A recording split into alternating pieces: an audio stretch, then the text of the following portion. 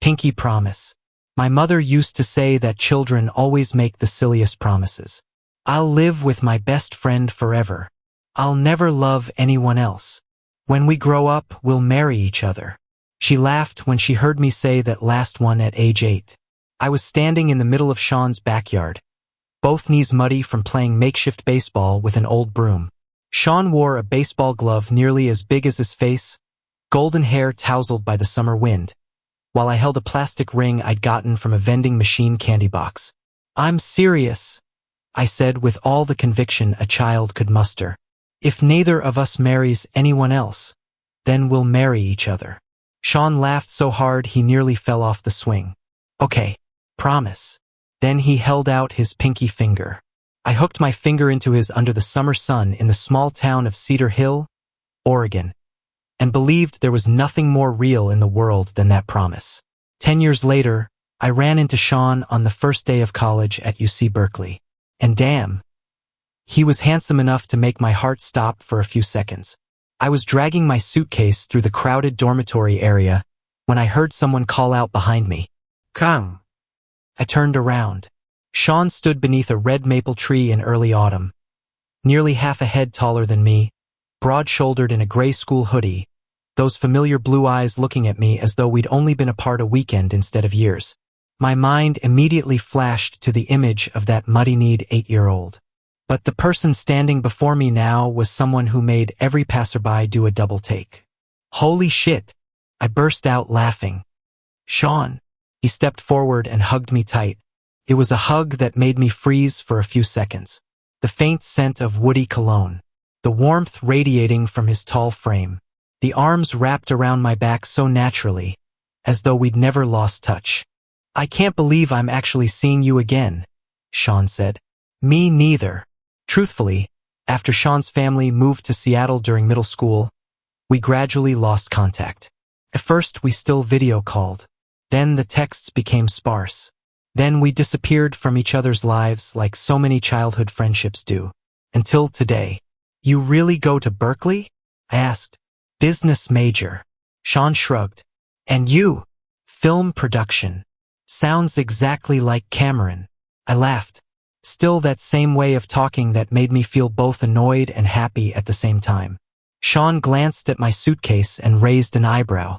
"Don't tell me you're in Hall B?" "3rd floor." "I'm on the 3rd floor too." "No way." "Room 318. I stood completely still. "I'm in 319. Sean looked at me for a few seconds, then burst out laughing. "Okay, this is getting a little creepy." I laughed too, but my heart was beating unusually fast. Some people come back into your life like an old memory returning. Without effort, without awkwardness. Just seeing them makes a part of your childhood self instantly come alive again. Sean was exactly that kind of person. On the first evening in the dorm, Sean knocked on my door with 2 cold cans of Coke in hand. "Want to go for a walk?" Berkeley at night was more beautiful than I'd imagined. Old buildings bathed in warm yellow light, music drifting from student clubs, the smell of pizza and freshly cut grass mingling in the cool autumn air. We walked around campus like 2 people who had never been apart. "Do you still remember the oak tree behind my house?" Sean asked. "Of course. You used to carve our names into the trunk." I groaned in embarrassment. "Oh my God. Don't bring that up." Kampf Sean forever. He tried not to smile. "Extremely dramatic. I was only 8. And you wanted to marry me." I nearly choked on my Coke. "Shut up." Sean laughed until his shoulders shook. Damn, that smile was genuinely dangerous. I realized it far too quickly during the first week of school. Sean had that very American kind of appeal. Athletic, tall, confident, incredibly good at basketball, and effortlessly charming with everyone he met. Within a few days, he'd already gotten to know half the dormitory. I was different. I liked cameras, liked writing scripts, liked sitting in coffee shops for hours color grading videos rather than going to parties. But strangely, Sean always pulled me into his world. "Come eat with us. Come watch the game. There's a party tonight. Cam, stop hiding in your room." And almost every time I went, partly because I missed Sean, the rest, because I was beginning to realize I liked watching him more than I should. I realized it most clearly on a night late in September. The dormitory lost power due to heavy rain, and everyone on the floor had to sit in the common lounge with candles and phone flashlights. A group of students started a game of truth or dare. I was about to slip back to my room, but Sean grabbed my wrist. Stay. This game is all drama. That's exactly why it's fun. I sat down beside him on the sofa. Big mistake. Because Sean was wearing a fitted black t-shirt that hugged his shoulders, and the scent of mint shampoo kept drifting over me like some kind of pleasant torture. The game had been going for about 20 minutes when a girl named Melissa pointed at Sean. Truth or dare? Dare. Okay. She smiled mischievously. Kiss the hottest person in this room. The whole group erupted immediately. I laughed, ready to watch Sean walk over to the red-haired girl from the law school who'd been flirting with him all week. But Sean didn't move. He leaned back into the sofa, eyes drifting around the room for a few seconds, and then stopped on me. My heart skipped a beat. Sean, Melissa prompted. He was still looking at me. Then he smiled very slightly. Pass. The whole group booed. Coward. You can't pass. Sean's scared. But Sean just shrugged. I don't want to. I didn't understand why that made my chest feel warm for the rest of the night. 2 weeks later, I got sick. Not a mild cold. I had a fever bad enough that I couldn't get out of bed, my head pounding like a drum. Around 6 in the evening, there was a knock at the door. I cracked my eyes open. Kang. It was Sean. I'm fine I murmured. Bullshit. He stepped into the room, placed his hand on my forehead, and swore quietly. Jesus Christ, you're burning up. I'll be fine. Have you eaten anything? I said nothing. Sean sighed, the helpless kind, and disappeared for about 20 minutes. When he came back, he had hot chicken soup, cold medicine, and a bottle of electrolyte water. I don't need to be looked after like a child, I said. True, but you're acting like one. I laughed weakly. Sean sat on the edge of the bed and handed me the soup. That moment was strange enough to ache. Because some people, just by showing up, make you feel like you're home. I watched Sean bent over the blister pack of medicine, his lashes casting shadows in the warm lamplight, and realized I was in trouble. I actually liked him. Not the fleeting crush kind. Not the college curiosity kind. But the kind of feeling that makes you look at someone and think, if this person held my hand, I think I'd remember the feeling for the rest of my life. Sean looked up. Why are you staring at me like that? I startled and looked away. Nothing. Come. He looked at me for a few seconds, then smiled softly. I'm really glad I found you again. My heart nearly melted right then and there. And the most terrifying part was, I started thinking about the promise we made at age 8 far more than was normal. I always thought having a crush on someone in college would be simple. You meet someone attractive. Your heart beats fast a few times. Maybe you flirt back and forth, kiss at some party, and then either fall for each other or forget each other within a few months. But Sean wasn't like that. The biggest problem was that he had been home to me before he became someone I had feelings for. That made everything far more dangerous. Around mid-October, Berkeley nights started turning cold. I was sitting in the library editing my film project when my phone started buzzing repeatedly. Sean, you still alive? Sean, or did your deadline finally kill you? Sean Cam. I laughed and typed back. I'm studying. 3 seconds later, a video call came through. I picked up with a look of resignation. Since when did you become clingy? Sean's face appeared on the screen, loud music in the background. I'm at a frat party. Then enjoy it? Boring. Why? He panned the camera around the packed house. Too many drunk straight dudes. I laughed out loud. You're also a drunk straight dude. Sean paused for a beat. Then he looked at me through the screen with a strange expression. Who said? My heart stopped. What? But Sean just smiled. Nothing. You little. I'm thinking about pizza. Don't call me when you're drunk. I'm not drunk. Sean. Okay, maybe a little. I shook my head, laughing. He propped his chin in his hand and looked at me for a few seconds. You're cute when you smile. The air went quiet. The music behind him was still loud, but my head felt like someone had pressed pause. Sean blinked. Did I just say that out loud?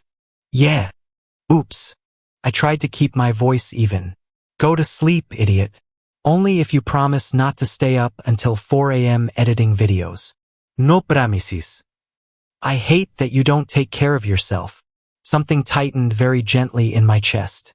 Good night, Sean. He looked at me for a few more seconds before smiling softly. Night, Cam. The call ended. I sat perfectly still in the library for almost a minute, heart pounding like crazy. Things between me and Sean began to shift after that. Whether I was imagining it or something genuinely different was happening, I couldn't be sure, but he touched me more than before. An arm around my shoulder while we walked. A hand at the small of my back while pushing through a crowd. Fingers brushing my wrist when he passed me a coffee. Gestures small enough that, coming from anyone else, I wouldn't think twice about. But because it was Sean, everything became too much. Especially on Halloween night. The dorm threw a party on the rooftop. I kept it simple, a black bomber jacket and fake blood makeup that my classmate had insisted on doing. And Sean, that insufferable person, wore a cowboy costume. Fitted jeans, leather boots, white button-down shirt open 2 buttons at the collar, and a Stetson hat that made nearly every girl on the rooftop stare. I hate you, I said the moment I saw Sean step out of the elevator. Why? You know why. Sean grinned ear to ear. Did Cam just call me hot? I'd rather jump off this roof. Liar. He looped an arm over my shoulder and pulled me into the crowd. Music shook the floor. Red and purple lights swept across Sean's face, making him look like a dream too beautiful to be real. I tried not to look too much. I really did try, until a blonde girl walked up to Sean. Hey, cowboy. She smiled, clearly flirting. Dance with me. I immediately turned away. I didn't understand why my chest felt so uncomfortable. I grabbed a beer and moved to stand against the rooftop railing, trying to focus on the distant city lights. A moment later, someone stood beside me. Sean, where did you go? I don't like crowds. Bullshit. I said nothing. Sean propped his elbows on the railing and tilted his head to look at me. Come. Are you jealous? I nearly choked. What? No. Sure. Sean. He laughed very softly. Then, without warning, he took off his cowboy hat and put it on my head. Okay, Sean said. Now you're the cuter cowboy. I genuinely hate you. No, you don't. He said it so gently, so certainly. I turned to look at Sean, and in that moment, city lights reflected in those blue eyes. I had the feeling he was about to say something very important. But then his phone buzzed. The moment vanished. Basketball team, he sighed. I have to go down for a bit. Go ahead. Sean looked at me for a few seconds before walking away. I stood alone on the rooftop with a heart in chaos. And for the first time in many years, I let myself hope. A week later, I made the biggest mistake of the semester. I went with Sean to one of the school's basketball scrimmages. Berkeley won by a razor-thin margin. The stands went wild. Sean hit the final shot and was nearly crushed by his teammates celebrating. I had never seen him look that radiant. After the game, the whole team headed to a bar near campus. I hadn't planned on drinking much, but then Sean kept clinking his glass against mine. To the win. To you finally leaving your room. To Cameron being less dramatic. By the 4th drink, I was starting to feel dizzy. By the 6th, I couldn't think straight anymore. Sean walked me back to the dorm close to 2 in the morning. I can walk on my own, I mumbled. You just walked into a tree. It appeared out of nowhere. Sean burst out laughing. It was freezing cold. Our breath turned to white smoke in the air. When we reached my door, Sean still hadn't let go of my waist. I'm fine now, I said quietly. Sure. Yeah. But he didn't leave.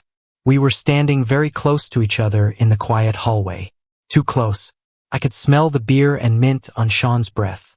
Could see every line of his lips with perfect clarity. And maybe it was the alcohol. Or maybe I had been holding these feelings in for too long. Or maybe it was the way Sean was looking at me. The kind of look that made me lose all reason. I said softly. Do you remember the promise we made when we were little? Sean went very still. Which promise? That we'd marry each other. Silence. Sean looked at me for a long moment. Then he smiled, not the teasing kind. I remember. My heart pounded hard enough to hurt. I used to think. I swallowed. Maybe I never forgot it. Sean's expression changed completely. Everything happened too fast after that. He stepped closer. His hand touched my cheek, unbearably gentle. And then, Sean kissed me. The moment Sean kissed me, the entire world seemed to disappear. No more dormitory hallway. No more heating system humming outside the window. No more alcohol making my head spin. Only Sean's warm lips touching mine. Barely there, as though he wasn't certain any of this was real. My heart beat so hard it was almost painful. The kiss lasted only a few seconds. But when Sean pulled back, I stood frozen, like someone had stolen my soul. He looked at me from very close. Come. I didn't know what to say. I had imagined this moment hundreds of times in my head. Sometimes before falling asleep. Sometimes in the middle of class. Sometimes watching Sean smile at someone else and hating myself for it. But in all those imaginings, I had never prepared for Sean to actually kiss me. I'm sorry, he said quietly. Those words sent my heart plummeting straight to my stomach. What? I shouldn't have done that when you're drunk. Oh. Sean rubbed the back of his neck, an expression of rare uncertainty crossing his face. He exhaled. Fuck. I've wanted to do that for a long time. I snapped my head up. For a long time? He laughed softly, the helpless kind. Cam, did you really think I called you every night just because I was bored? I felt my brain stop working entirely. Wait. I like you. Sean said it without any detour. No hesitación. I've liked you since I ran into you at Berkeley. I stared at him. You're joking, right? Seriously. I thought you were straight. I thought so too. Silence fell between us for a few seconds. Then I started laughing like a madman. Not because it was funny, but because I didn't know what else to do when I was too happy. Sean laughed too. Your reaction is so weird. I just spent 2 months torturing myself because I thought I had feelings for my straight best friend. Sorry about that. You jerk. He stepped closer. So, Sean said softly, can I kiss you again? I hadn't even finished forming a response before Sean pulled me back. This kiss was deeper, slower, no longer a moment of lost control, but the kind of kiss that made warmth flood through me from head to toe. I grabbed onto Sean's hoodie on instinct, and he smiled against my lips. God, I thought I could get addicted to this feeling. When we pulled apart, Sean pressed his forehead to mine. I think we just changed our entire friendship. Worth it. He burst out laughing immediately. God, you're so cheesy. Shut up. But I was grinning like an idiot too. The next morning I woke up in a state of complete disorientation. For one split second, I thought everything from last night had been a drunk dream, until my phone buzzed. Sean. Morning? Boyfriend? Smiley face. I buried my face in my pillow and screamed silently. Holy shit. Holy shit. Holy shit. I shot out of bed so fast I nearly fell off it, then flung my door open. Sean was standing right there in the hallway, 2 coffees in hand and that insufferable familiar grin on his face. I hate you, I said immediately. No, you don't. I just woke up. I look terrible. Still cute. My face went hot. Sean handed me a coffee and leaned against the doorframe. So, he raised an eyebrow. You remember last night? Every single detail. Good. Did you actually call me boyfriend? Any problem with that? I've never had a boyfriend. Sean blinked. Seriously? Yeah. I just became Cameron Parker's first boyfriend? Don't act like you won an Oscar. Actually, this is a major achievement. I laughed helplessly, and Sean looked at me with an expression so soft my heart melted all over again. Loving Sean felt like living inside a coming-of-age film that was almost too perfect. At least at first. We didn't tell anyone, not out of shame, but because we both wanted to keep things private a little longer. It felt like having a beautiful secret that belonged only to us. Stolen hand touches under the dining table. Texts that said miss you between classes. The times Sean knocked on my door at midnight just to hold me for 5 minutes before going back to his room. I had never been this happy. One evening late in November, the rain was heavy enough that campus was nearly deserted. I was sitting editing a video when Sean climbed through my window. Literally. Jesus Christ. I startled. The front door is right there. Romantic entrance. We're on the 3rd floor. Sean grinned and stepped inside, hair damp with rain. I missed you. You saw me 3 hours ago. Still. He pulled me to my feet and wrapped his arms around me. The smell of cold rain and damp hoodie made me laugh. You're actually insane. Yeah. About you. I groaned helplessly. Why do your cheesy lines still somehow work? Natural talent. Before I could argue, Sean bent down and kissed me. This kiss was soft enough to ache. Outside, the rain kept falling. Inside, it was only the dim yellow glow of my desk lamp and the sound of my heart completely losing its mind. Sean pressed his forehead against my shoulder and said quietly, I think this is the first time I've ever truly loved someone. The words made my throat tighten.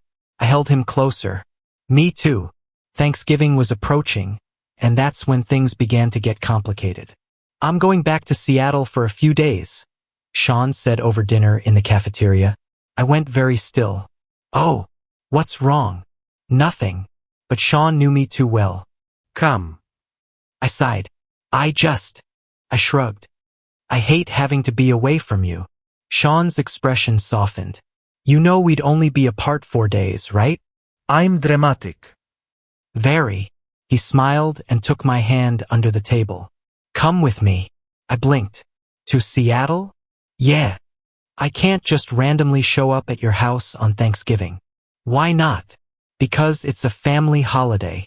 Sean looked at me for a few seconds. Then he said very quietly, You're family to me. My heart nearly stopped. In the end, I went. And it was simultaneously the best and the most terrifying decision of my life. Sean's house was in the suburbs of Seattle, a classic American home with a white wooden porch and a wide backyard covered in red and orange maple leaves. Sean's mom hugged me the moment we stepped through the door. Oh my God, Cameron, you've grown up so much. Sean's dad laughed and clapped me on the shoulder. The kid finally came back. Everything should have been ordinary. But then at dinner that first evening, Sean's mom said out of nowhere, You two were so adorable when you were little. Sean cried for a whole week when Cameron moved away. I whipped around to face Sean. You never told me that. Sean immediately flushed red. Mom. He even kept the little toy ring. Mom. My throat nearly closed. What? Sean's mom laughed and stood up to go somewhere. 30 seconds later, she returned with a small, worn box. Inside was a cheap silver plastic ring from a candy vending machine. I went completely still.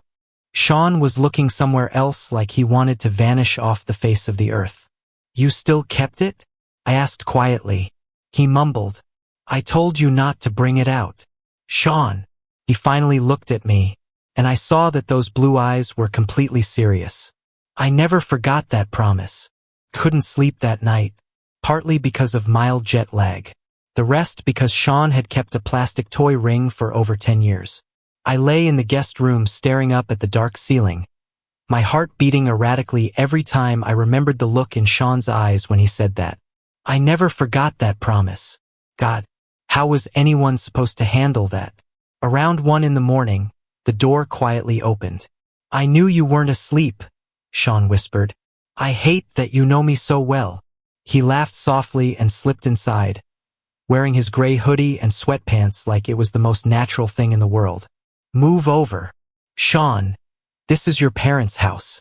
And what if someone catches us? Mom has thought we'd end up married since we were 8 years old.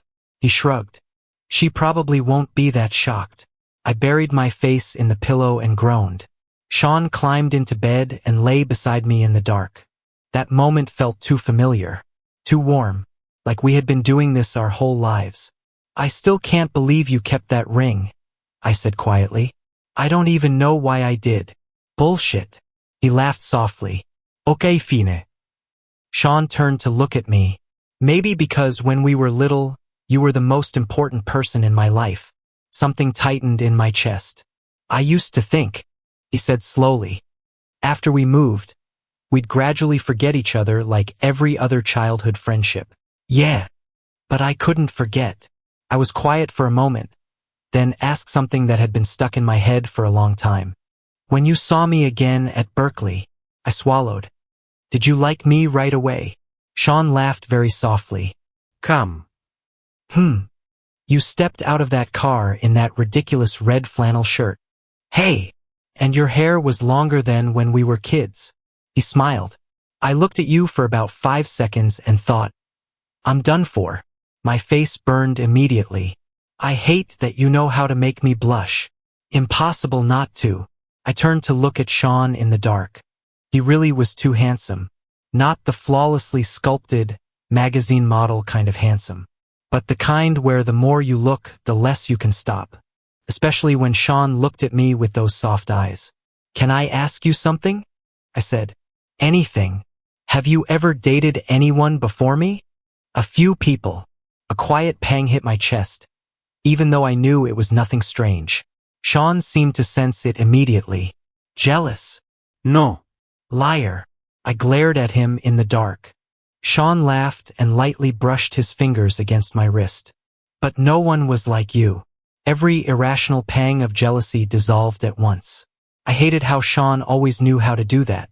Thanksgiving the next day unfolded in the loud, wonderful way that American family holidays always do. Football on TV. The smell of roasting turkey filling the house. Old jazz playing from the living room. And Sean barely left my side. He touched me unconsciously all day, pulling out my chair, handing me the first slice of pie, standing just a little too close behind me while we helped his mom in the kitchen. You two are still as attached as when you were little, Sean's mom laughed. I nearly dropped the bowl in my hands. Sean remained perfectly calm. Cam likes being near me. You jerk. Sean's mom burst out laughing. But then she glanced at both of us with a strange expression. Not uncomfortable, not surprised, just like she had known something for a long time. In the evening, Sean pulled me out to the backyard. Seattle was cold enough that our breath turned to white mist. The old oak tree was still there in the corner of the yard. And so were our names. Come, Sean forever. The foolish inscription carved with a plastic knife at age 8 had faded with time. But it was still there. Holy shit, I murmured. Sean stood beside me, hands tucked into his hoodie pockets. I always thought my parents would cut this tree down. Why didn't they? Mom said it was sweet. I laughed.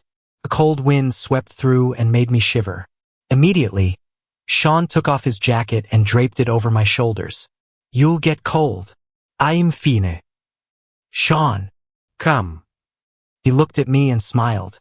Okay, maybe I just wanted you to wear my jacket. Shameless flirt. Only with you. Something in my chest went completely soft.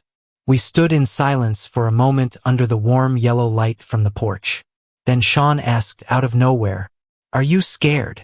Of what? Of us. I turned to look at him. For the first time since we'd started dating, Sean didn't look confident. I've never been this serious about anyone before, he said quietly. And that's a little terrifying. Something in my heart ached. Sweetly. I moved closer and laced my fingers through his. I'm scared too. Yeah. I smiled softly. But if it's you, I want to try. Sean looked at me for so long I felt breathless. Then he pulled me close and kissed me in the cold Seattle night. Slow. Warm. Full of a feeling like we had already belonged to each other for a very long time. And in that moment, I truly believed the promise made at age 8 could come true. Until we went back to Berkeley. Everything began to change after the break. Not between me and Sean, but in the world around us. People started to notice. Maybe because Sean looked at me differently. Maybe because we were always together. Or maybe because Sean was nowhere near as good at hiding his feelings as he thought.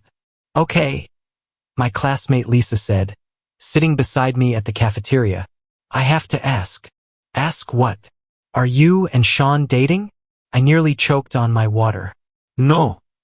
Lisa just looked at me with a pleased expression. Come. Sean looks at you like you're the only person who exists.